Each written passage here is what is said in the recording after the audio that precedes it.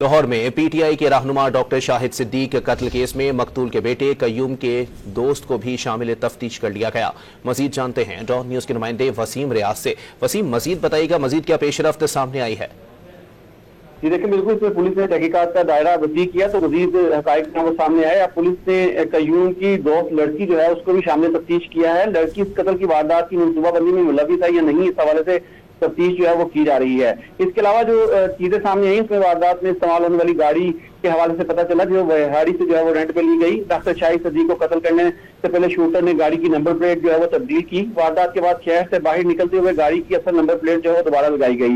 इस तरह कयूम और शहरियार के हवाले से पता चला जो उसका दोस्त है, इसका 8 साल से ताल्लुक है और शहरियार वलेंसिया टाउन में ही किसी दोस्त के घर में जो है वो रिहाइश पजीर था।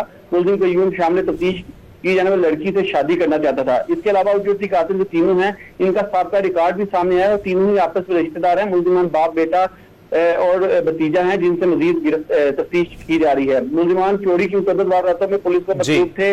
इनके खिलाफ इस्लामाबाद और लाहौर में जो है वो मुकदमात दर्ज हैं जिनमें के चालान भी हो चुके हैं। ताहम जो ये भी पता चला है कि डॉक्टर शाहिद पे जो पहला हमला किया गया था वो भी इन्हीं मुलजिमान ने किया था जिनसे मजीद तफ्तीश की जा रही है। जी बहुत शुक्रिया वसीम रियाज अपडेट करने के लिए।